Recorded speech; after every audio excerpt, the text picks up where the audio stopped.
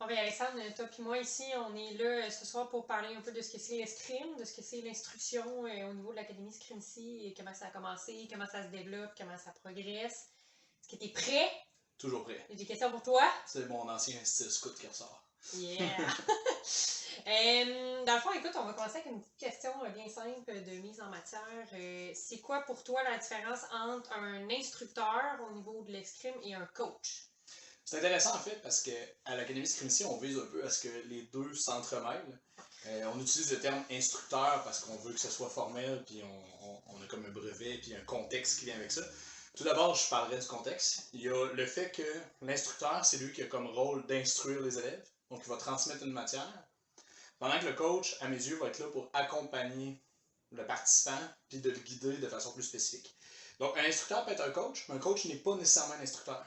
Puis un instructeur n'est pas nécessairement un coach non plus. Si on prend un exemple, moi, je peux aller coacher des athlètes en tournoi. Ouais. Donc, je vais être un coach à ce moment-là. Mais la réalité, c'est que, par exemple, un de nos élèves très avancés pourrait aussi coacher un autre élève durant une compétition pour l'aider parce qu'il a de l'expérience, puis lui transmettre de la perspective dans le combat. OK. Transmettre de la perspective et non pas de la matière. Exactement. Là, sans aller trop loin dans c'est quoi le rôle d'un bon coach, du coup, on veut pas enseigner des nouvelles choses dans le feu de l'action à l'élève, mais plus l'aider à identifier des éléments sur lesquels maximiser son potentiel et son attention. Mais c'est ça. À mes yeux, le coach va avoir une approche plus personnalisée. On peut y aller comme ça. Pendant que l'instructeur va avoir un rôle d'instruire globalement, bien qu'il va avoir de l'instruction plus privée qui va se faire. À mes yeux, l'instructeur transmet la matière, le coach accompagne. Dans les deux cas, je verrais que les deux ont un rôle d'être quand même, je dirais, je m'attends d'un instructeur comme d'un coach d'avoir une certaine humilité parce que c'est une science qui est complexe, même un art selon certains. Ça peut être une autre discussion qu'on peut faire dans un autre podcast. C'est-tu un art ou une science, l'escrime? Mais ultimement, c'est quelque chose qui est très complexe, qui a beaucoup de subtilité. Puis c'est difficile pour une personne de vraiment pouvoir prétendre être en haut complètement de la game, puis savoir exactement quoi faire, puis comment que ça marche, puis d'avoir les personnes de la science infuse. Fait qu'à mes yeux, les deux, au final, se rejoignent sur le fait qu'ils transmettent une expérience, une interprétation de ce qu'ils veulent. OK. Et dans le fond, c'est un peu comme l'étude des manuscrits. Je veux dire, ça reste que c'est libre à l'interprétation jusqu'à un certain point. Ben, c'est certain, là, je veux dire, puis on voit différents groupes d'escrime anciennes qui ont des interprétations différentes, tout ça. C'est pas un sujet dans lequel je vais embarquer parce que, justement, je vais assumer ce côté-là qui n'est pas mon expertise au niveau des manuscrits, mais on est tout le temps dans l'interprétation. Même nous, dans l'escrime ici, que c'est la matière qu'on développe, on est toujours dans notre interprétation de comment l'arme se manie, on est dans notre interprétation de comment le duel se vit, comment la stratégie se passe, comment l'adversaire se comporte, on interprète ces choses-là. Donc, puis le rôle du coach, de l'instructeur, essentiellement, c'est de transmettre une matière qui répond à cette interprétation-là, ou d'aider, dans le cas du coach, l'élève à interpréter la matière dans le feu de l'action. Tu penses-tu qu'une interprétation d'un coach dans un contexte, justement, comme de tournoi ou quoi que ce soit, pourrait influencer la vision du combattant, qui n'a pas la même interprétation du duel, lui qui le vit, en fait, là? On l'a vu, là, vision extérieure, vision intérieure, le duel, il change vraiment de dynamique. Ouais. Ben, je te dirais, non seulement est-ce qu'il peut, c'est limite la question de est-ce qu'il doit. Quand on va parler du coach, son rôle c'est d'aider la personne dans le feu de l'action à voir des nouvelles choses. Donc oui, il va influencer son interprétation du duel parce que c'est ce qu'on s'attend de lui un peu. En tout cas, moi souvent, ce que je veux m'attendre d'un coach personnel, si mettons, je suis dans un tournoi ou si j'étais backé par quelqu'un qui pouvait m'aider dans un duel judiciaire à mort, ce que je me souhaite de ne jamais vivre, ben, ce que je vais m'attendre à mon coach, c'est de spotter des éléments sur lesquels agir. Donc, il va influencer ma perception. Ça se peut que moi, je sois absolument dans mon mode de je vais faire tel genre d'action, je vais utiliser tel genre d'habilité que je possède. Puis que mon coach me dise non, non, il y a telle faiblesse-là tout de suite, engage-toi pas, fais juste la prendre, c'est facile, c'est là, prends-la. Okay. Donc, c'est un peu ça. Je pense que ça fait un peu tour pour le sujet du podcast actuel, ce que je discuterais de coaching, parce que je pense que c'est un sujet, une autre discussion future. Ouais. Plus en détail. Ouais, ça, on pourrait se perdre longtemps sur celui-là puis pas aller sur le reste. Mais ouais, le coach versus instructeur en Scrimsy, je pourrais finir ce point-là. À l'origine, quand Gabriel a commencé à créer la Scrimsy, il se voyait comme un coach plus que comme un prof. Lui, sa vision, c'est je transmets des connaissances, j'accompagne des gens dans leur processus à eux. Okay. Puis c'est pour ça que c'est important pour moi que l'instructeur ait quand même beaucoup ce phénomène-là dans la Scrimsy, parce que l'instructeur est là pour transmettre le programme, la matière, tout ce qu'on a développé, les recherches qu'on a faites, mais il est avant tout là, à même titre qu'athlète un peu plus expérimenté en théorie, d'accompagner ceux à qui il transmet la matière pour leur permettre d'acquérir les connaissances qui a fait le cheminement d'acquérir.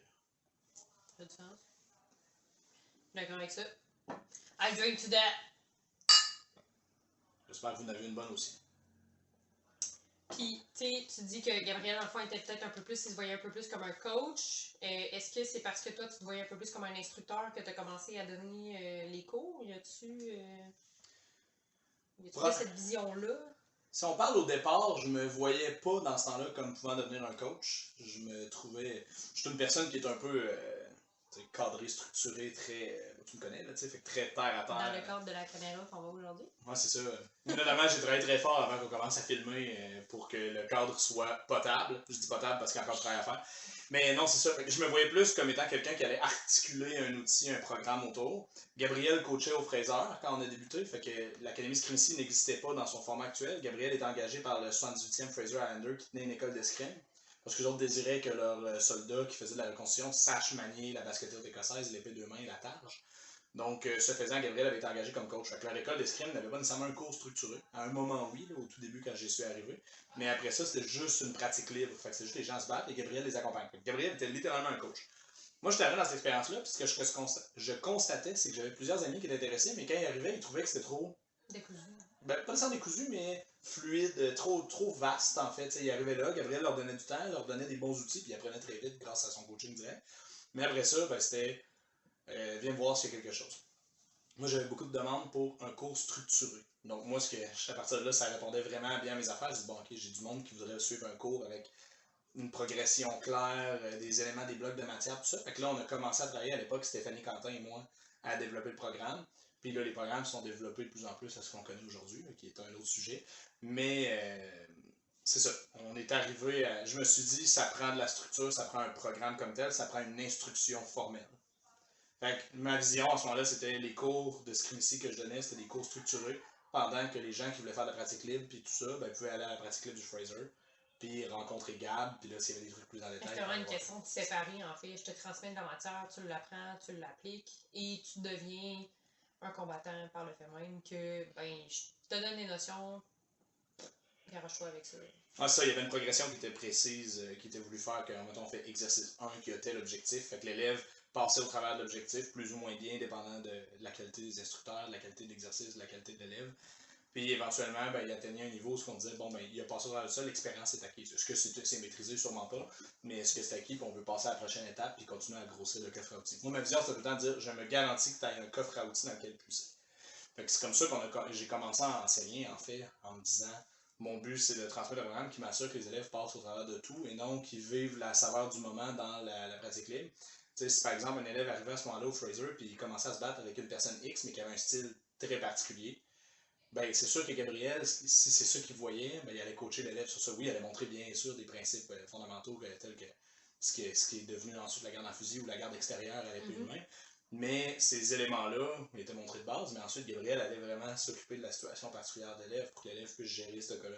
Et l'élève n'avait pas nécessairement d'outils contre le reste. Généralement, ce que Gabriel enseignait était assez solide, que ça se transmettait bien. Mais moi, ce que je m'assurais, c'est que l'élève sorte de chaque cours avec des nouvelles compétences. Okay. Donc, je lui donnais des outils, c'était mon but.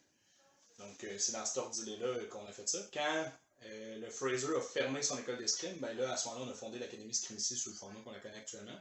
Puis la Scrimsy, ben là, on a rajouté un soir qui était la pratique libre. À ce moment-là, on a splitté notre programme qui était un programme global, on a un programme pour débutants, un programme pour avancés, qui sont devenus éventuellement les principes fondamentaux d'aujourd'hui puis les principes tactiques de demain. Parce qu'entre-temps, il y a eu un programme de perfectionnement qu'on appelait le cours avancé. Puis ces programmes-là ben, visaient encore à transmettre de la matière. Fait que ça explique un peu, en fait, la relation que tu as avec tes nouveaux cours, que tu vas toujours venir faire une révision pour t'assurer que le sujet de la semaine précédente, tu vas maîtriser, pour après ça venir imbriquer une nouvelle notion dans le coffre à outils, en fait. Sache te servir de ton tournevis avant d'utiliser un marteau. Oui, on peut le voir comme ça. En effet, je m'assure que ce qui est le plus important dans le cours précédent soit non seulement a été vécu dans le cours d'avant, soit renforcé, parce que le fait de le revoir une semaine plus tard, formellement, ça aide le cerveau à justement bien imbriquer la matière. Si on a des élèves qui ont dû manquer le cours précédent, ben ils ont la chance de revoir, bien que plus brièvement, la matière du cours précédent. Bon, certains cours sont plus équipés en matière, mais c'est des matières un peu plus secondaires, fait qu'on va pas nécessairement réviser ce qui est moins important, on va réviser ce qui est le plus important, puis le reste, ça reviendra à la prochaine occasion. Mais c'est en effet pour ça qu'on s'assure de la réviser. Bien entendu, aujourd'hui, j'ai bien apprécié le fait d'aller vivre l'expérience à quelques reprises, d'aller enseigner, pas à l'enseigner, d'aller coacher justement en compétition. ou de coacher des fois dans les pratiques libres. C'est un peu plus rare que ça arrive parce que c'est le moment que je me focalise sur moi, mais de pouvoir coacher des élèves parce que ça a beaucoup aussi développé ma propre perception du combat, d'avoir un peu plus de recul, un peu plus de temps pour voir ce qui se passe. Ouais. Ça me donne une perspective différente de le vivre ou de juste l'enseigner hors contexte. Donc, puis tu sais, on avait peut-être parlé d'un podcast sur le coaching plus précisément. Là, on regarde vraiment toutes pas les mêmes choses quand on coach un instructeur non plus. Combien de fois je t'ai dit, t'as-tu vu comment il bouge ses pieds? Tu me dis, je sais pas, je regarde pas ça. en effet, c'est... On regarde vraiment deux choses différentes, puis je pense que c'est ce qui peut construire des personnalités aussi autant au niveau des coachs que des combattants, que des instructeurs qui sont trois dynamiques franchement différentes, qui forment un trio parfait. Qu'on essaie idéalement de faire passer par tout le monde aussi. Donc, tous les élèves intéressés à enseigner éventuellement pourront le faire quand ça fait longtemps. Tous les élèves qui ça fait longtemps qu'ils en font, je suis sûr certains vont apprendre à coacher, notamment un programme pour athlètes. Puis l'instruction va bien se combiner à ça avec la pratique que chaque personne vit dans son escrime de tous les jours. Puis quand tu as commencé à donner les cours, tu as comme développé une structure un peu à tâtons, si on veut, parce que tu es parti d'un squelette qui avait absolument aucune chair autour, puis là, tu es en train de rajouter de la chair, tu es en train de rajouter de la peau au travers de tout ça. À quel moment où est-ce que tu as eu l'impression d'être un imposteur dans ce que tu montrais? C'est intéressant parce que le syndrome de l'imposteur, c'est un peu une malédiction. Mais je pense aussi que c'est en quelque sorte l'outil des gens raisonnables. Je dirais que j'ai, dès le premier jour, enseigné en ayant les tripes nouées, en ayant peur de dire de la bullshit au monde. Mais j'ai pas arrêté non plus d'avoir ce syndrome de l'imposteur-là. La différence qu'aujourd'hui, je le canalise, je le regarde avec un peu de distance, avec une attitude un peu plus rationnelle. Mais la réalité, c'est que j'ai tout le temps, quand j'ai commencé à enseigner, je me rappelle, j'avais des élèves des fois qui arrivaient, pas nécessairement avec un bagage d'escrime médiéval, parce que j'avais l'avantage, entre guillemets, à Québec, de, si on parle de mon ego, on s'entend, de ne pas pouvoir me faire challenger par beaucoup de monde, parce qu'il n'y avait pas vraiment d'escrime médiéval qui se faisait à Québec, à part par Gabriel, puis on était issus de Gabriel. Avec les nouveaux élèves ou les gens qui allaient venir dans nos cours, c'était soit du monde qui venait du même bac à sable que nous, soit c'était des nouvelles personnes qui n'avaient pas fait. Par contre, ça peut arriver que j'arrive contre des gens qui avaient fait du kendo ou d'autres arts martiaux de maniement des armes qui étaient certes différents dans un contexte différent, mais qui arrivaient avec leur vision, leur expertise et leur certitude. Puis sinon, je peux arriver avec des gens qui arrivaient ceinture noire d'art martial X, puis là, ils s'intéressaient aux arts martiaux armés, puis ils en avaient fait un peu quand même dans leur progression. Fait que moi, la première chose, c'est que j'ai tout le temps assumé que si je ne suis pas capable d'être parfait, ce qui n'arrive pas souvent dans ma vie, ben à partir de là, je vais assumer ma vulnérabilité, puis en quelque sorte en faire une armure, si on veut. C'est-à-dire que ma réaction, c'était, écoutez, moi j'ai appris des choses, je suis là pour vous les enseigner. J'ai des connaissances, des compétences, on peut échanger dans les duels, puis tout ça, puis voir ce qu'il y en a. Et je suis très à l'aise que vous me remettiez en question. Moi, mon approche était que durant le cours, je suis là pour livrer un cours. Fait que ce qui va se produire, c'est que je vais donner mon cours normalement. Et, on a un ami qui vient de s'activer. Fait que moi, je vais donner mon cours normalement, je vais livrer ce que j'ai livré, mais je vais prendre vos questions, je vais réfléchir à ça.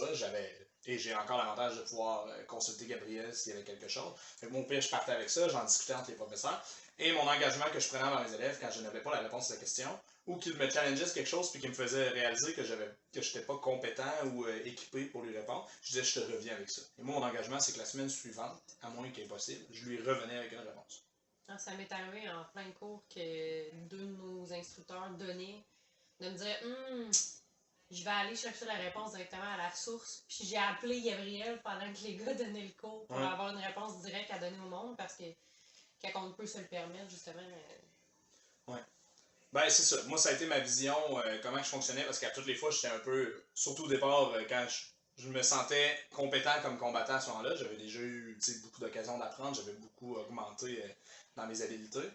Puis j'ai toujours apprécié la pédagogie, j'ai toujours apprécié enseigner ou transmettre mes connaissances. Donc, c'était pas un gros pas à faire pour moi que de transmettre ce que je savais, mais c'était un gros pas à faire pour moi, et donc je me suis pas permis de le faire, d'affirmer que j'ai raison, que je connaissais absolument.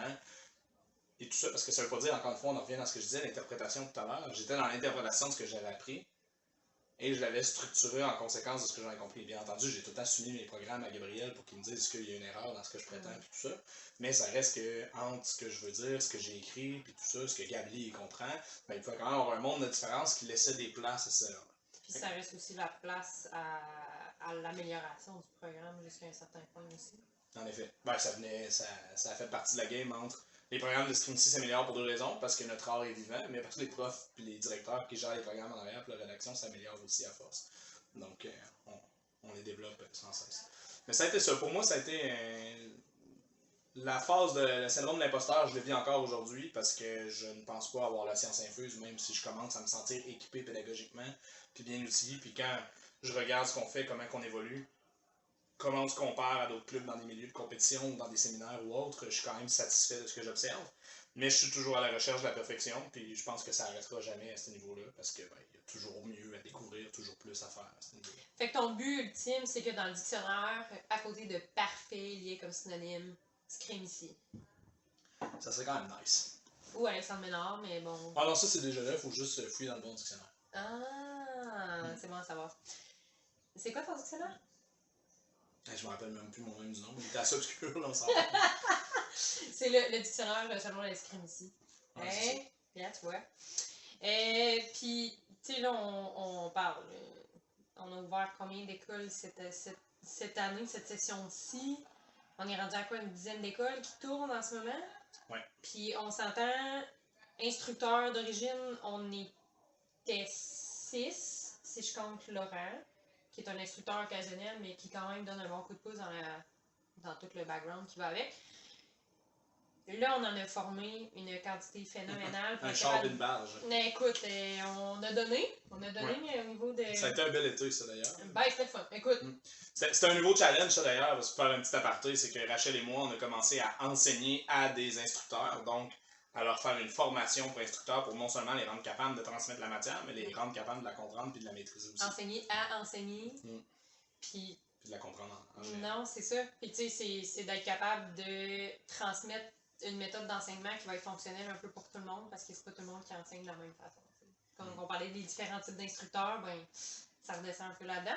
Mais à quel point, comment tu trouves ça d'avoir formé autant de petits nouveaux bébés que tu as envoyé marcher au grand air comme ça, et ils savent à peine tenir un épée pour la. Pas nécessairement pour la plupart, mais il y en a beaucoup qui ont pas beaucoup fait d'escrime médiévale. Ou aucune, même Ou avant. aucune. Là, tu leur mets une épée dans les mains et tu leur dis va montrer à tout le monde comment ça marche. Ouais, c'est sûr que si on a fait référence au syndrome de l'imposteur, ça c'est le next level d'anxiété. Je suis un imposteur qui forme des imposteurs. Ouais.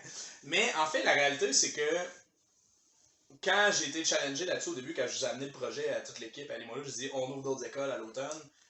On passe au travers de la pandémie de façon agressive, puis du moment qu'on peut, on ouvre d'autres écoles. On n'essaie pas de se remettre, on explose.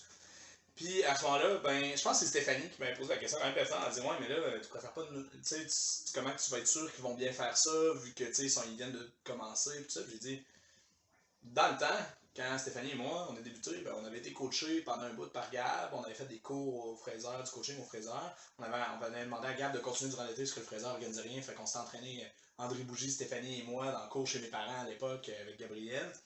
Puis à partir de là, ben, même dans cette période-là, j'avais déjà commencé à enseigner. T'sais, dans les semaines qui avaient suivi, j'ai dit à Gabriel, est-ce que tu me permets de commencer à structurer puis à enseigner à ma gang de chums? Puis il avait dit oui. J'ai dit, nos instructeurs ne pourront jamais partir d'aussi loin que nous, on est partis. Nous autres, ils partent avec une structure, avec un programme déjà rédigé qui a fait ses preuves, avec du support. On est une équipe à les backer. C'est vrai, on leur fait quand même un beau programme de cours. Puis Alexandre, on adore se filmer, comme vous pouvez voir. Puis on est rendu à se filmer, donner les cours pour nos instructeurs pour qu'ils puissent donner les cours. Parce que, tu sais, on les laissera pas non plus avec rien. Ça, non seulement les instructeurs vont suivre la formation avec nous autres, fait qu'on leur donne une formation minimale de 5 jours à chaque année. Fait que, mettons, si on prend pas des organismes, ils vont avoir une formation d'un jour ou deux, une fois dans leur carrière, ou des fois avec un rappel. Nous, c'est 5 jours par année minimum. On a des instructeurs juste l'an passé, ils ont fait 10 jours de formation, sont venus à 2 des dates de formation qu'on a faites. Donc, on a du monde qui ont pris ça au sérieux. Fait que, moi, comment je me sens face à ça, c'est, je reviens un peu dans l'idée qu'on n'est pas là pour être le maître parfait. Moi, si je vois le rôle d'instructeur, c'est, j'ai un programme, je le comprends assez bien et je l'exécute assez bien pour le transmettre.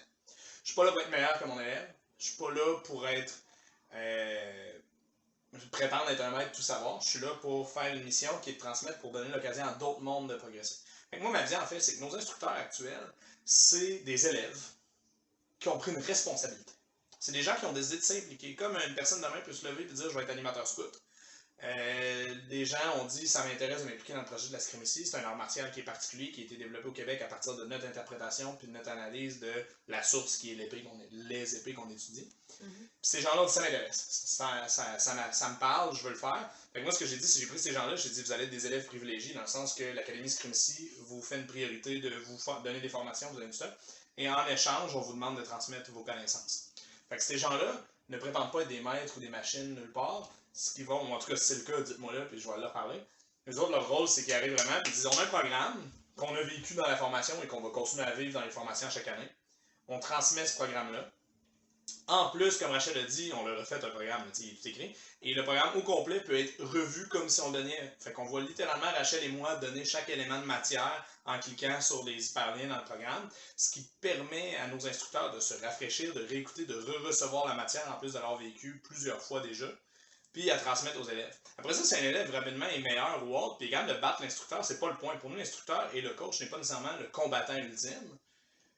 Son but, c'est de connaître la matière pour la transmettre. Fait que si l'élève arrive, puis parce qu'il a vécu du kendo, parce qu'il a vécu d'autres affaires, puis il a déjà une mentalité de combattant, puis il arrive, puis quand il fait du duel de la pratique libre avec l'instructeur, il est capable de le battre déjà, ça veut pas dire que l'élève est plus pertinent que l'instructeur dans le cours. L'instructeur dispose de connaissances qui est là pour transmettre, il s'engage à le faire, c'est une responsabilité qu'il a faite. C'est ça que je m'attends de lui. La bonne nouvelle qu'on a par rapport à ça, en fait, c'est que l'étudiant va permettre à l'instructeur à ce moment-là de lui progresser en tant que combattant, justement parce qu'il va avoir un challenge. Oui. Oui, parce que si, admettons, on prend juste des gens qui n'ont jamais rien fait, qui n'ont même pas fait de combat de géant, zéro expérience de combat avec une épée dans les mains, d'aucune sorte. Puis là, tu as un élève qui a 8 ans de kendo qui débarque, puis il dit, ben écoute, rendu en pratique libre, on se bat. Ben c'est intéressant parce que ça fait que les élèves ne sont pas systématiquement des émules du prof, mais à un niveau un peu plus bas pour en attendant qu'il se le fasse transmettre.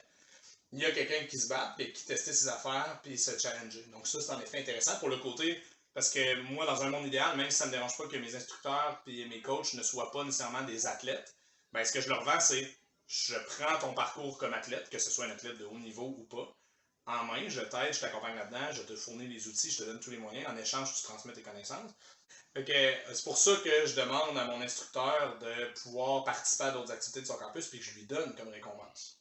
Parce que non seulement, lui, il a des formations, il y a des gros entraînements qui sont vraiment cool durant l'été, durant l'hiver, mais en plus, il a accès aux autres activités de son campus comme s'il était un participant inscrit. Fait que s'il y a de la pratique libre, ben, il peut participer à la pratique libre. Ben, il peut un prof, il devient un athlète. Il se concentre sur lui. Fait qu'ils ont quand même accès à ça. Puis mon but, c'est que ces gens-là puissent se développer. On parlait justement, tu sais, d'instructeurs en fait qu'on a formés un peu de A à Z qui ont pas fait de combat ni en GN, ni en ci, ni en ça. J'en suis un exemple. J'ai pratiquement pas fait de GN, mis à part celui qu'on a fait ensemble. Puis j'ai commencé le cours, même pas un an après avoir commencé à faire du GN. Fait que tu vous trouves avec ça. Ouais, la période d'acquisition d'expérience n'était pas très grosse. Ça, Mais justement, toi, comment tu as vécu ça? Parce que le phénomène intéressant, tu sais, si j'embarque un peu, c'est qu'à l'origine, on a été, si j'appelle, mettons ça, des instructeurs de première génération. C'est Gabriel a formé moi, il a formé Stéphanie Quentin, il a formé Laurent, qui même s'il n'enseigne pas de façon régulière un cours, Laurent a quand même été directement formé par Gabriel. Rachel a été la première instructrice dans le milieu de la scrimatie, en fait, qui n'a pas été formée par Gabriel, mais qui a été formée par moi. Donc, avec André Bougie à l'époque. Ouais. Mais c'est ça, donc Rachel a été formée par des instructeurs qui ont été formés par Gabriel. Fait que Rachel était un peu la première à se faire dire Hey, veux-tu embarquer, prends un rôle, tout ça. André, à ce moment-là, a pris sa retraite de l'enseignement. Puis j'ai dit Ben Rachel, il y a une place qui s'ouvre, puis c'est une grande gueule, elle est motivée à prendre la place, tout ça. Puis je dis ça va être parfait pour que, vu son niveau d'implication, pour qu'elle m'accompagne comme instructrice. J'ai dit T'es-tu intéressé? Fait que ça a été la première instructrice de deuxième génération, si on veut, dans le projet. Puis à ce moment-là, comme tu dis, ça faisait grosso modo un an que tu faisais de l'escrime. Tu fais une pratique une débutante intermédiaire. Ouais, c'était pas tout à fait un an, mais ouais, effectivement, je vois ce que tu veux dire. Puis tu sais, tu parles de grand gueule pis tout, ça me prenait quand même quelqu'un pour faire ton égal pour donner un cours avec toi parce que.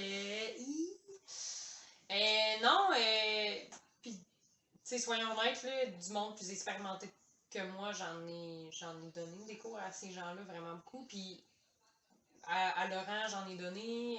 On a des élèves qui sont vraiment récurrents, qui ont commencé le cours avant même que moi j'arrive au sein de l'académie, comme Antoine qui était là avant même que moi je sois là. Plusieurs, en fait, dont je mentionnerai pas, tout simplement parce qu'il y en a beaucoup trop. Soyons honnêtes. Puis les meubles, c'est correct, mais les autres.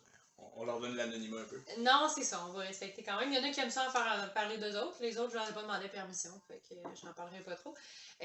Non, ça a toujours été difficile. On parlait du syndrome de l'imposteur tantôt, là.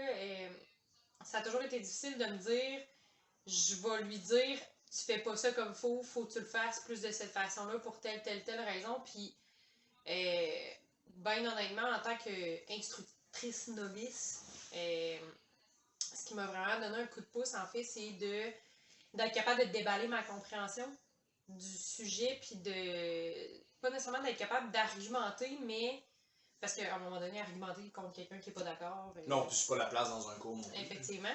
Mais, tu sais, quand j'allais chercher un point qui était plus précis, admettons, chez un élève plus expérimenté, c'était d'être capable de lui dire, ben, telle chose, je pense que ça serait plus pertinent de le faire de cette façon-là par rapport à des choses qu'on a déjà vues. Puis c'était d'être capable de structurer, en fait, ma pensée avec les connaissances qu'on montre pour être capable de faire progresser justement le dueliste, en fait, là, même s'il était plus expérimenté que moi sur certains points. Comme on l'a dit tantôt, au niveau du coaching, je regarde pas tout le temps les mêmes affaires que la moyenne des gens. Fait que je me concentre peut-être sur d'autres choses, en fait. Ça a toujours été difficile. C'est encore difficile pour moi de me dire, je vais aller dire, tu devrais peut-être plus faire ça. Puis je pense que le truc, en fait, qui m'a rassurée dans mon escrime, dans le fait de donner de l'instruction de l'escrime, c'est justement quelqu'un de plus expérimenté que moi, que ça faisait plus longtemps que moi qu'il le faisait, qui est venu me demander de l'aide, qui est venu me demander de le coacher pour un duel. Puis c'était un duel de pratique libre, là. C'était même pas un duel de tournoi, c'était pas. Puis ça aurait été encore plus gratifiant, mais juste que cet élève-là vienne me voir, prendre de son temps, puis me dire, hey, t'as-tu 2 minutes à m'accorder pour juste regarder, pour me spotter des affaires, des erreurs que je peux venir corriger. Ben, tu sais, ça en dit quand même long sur le respect qu'ils ont envers toi au niveau de la compréhension et tout ça. Fait que moi, je pense que c'est ce qui m'a aidé à me rassurer à ma place.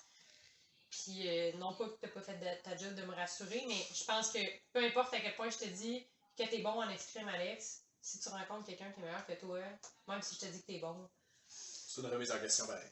c'est ça. Fait que c'est un peu le même principe, puis ça a été vraiment difficile au début, mais je pense qu'il y a moyen de moyenner, comme qu'ils disent, puis c'est une question de se faire confiance, je pense, puis d'y aller avec un pas d'avant dans l'assurance.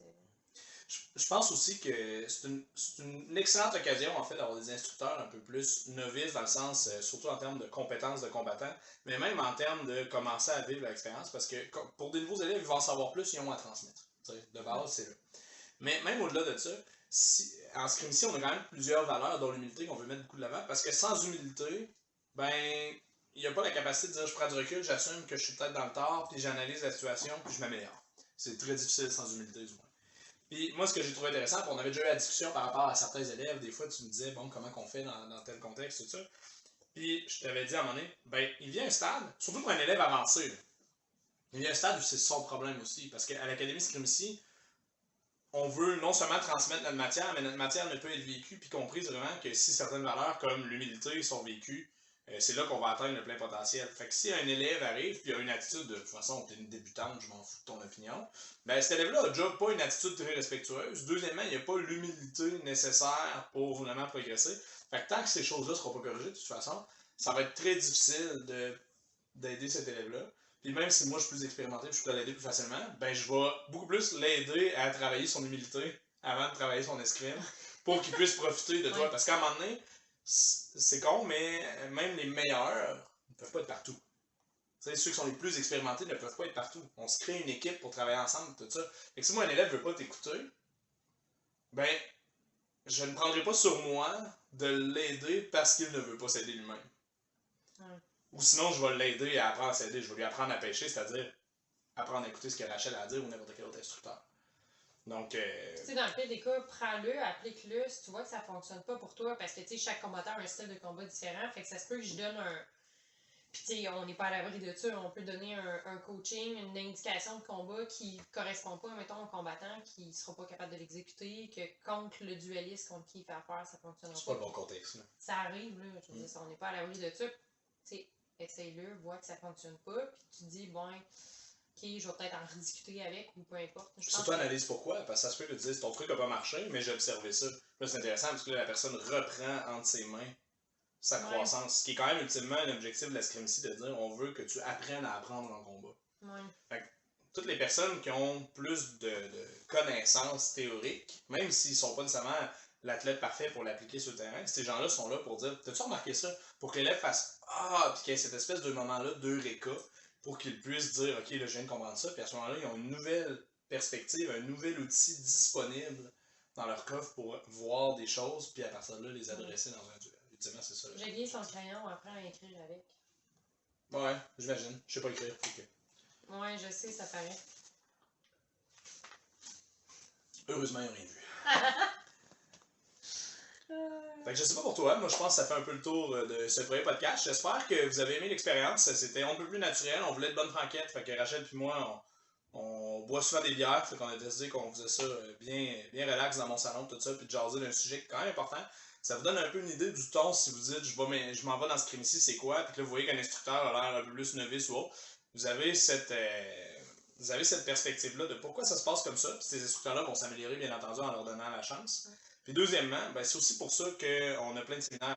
Ces séminaires-là, ben, on donne une grosse fin de semaine de contenu autant pour les athlètes qui veulent être en compétition. C'est là que Laurent donne ça le dimanche, donne beaucoup de modules. Mais le samedi, en plus, on donne des cours. Fait que tu sais, les gens qui disent bon, ben ok, j'ai mon programme de base, j'ai mes compétences de base, mais là, je veux aller plus loin, ben, vous avez aussi accès à ces activités-là, en plus du fait que votre club va être de plus en plus rempli de talent. Donc, j'espère que vous avez apprécié, puis on va en faire de temps à autre, surtout si la réception est bonne. Fait que à très bientôt. Bye bye!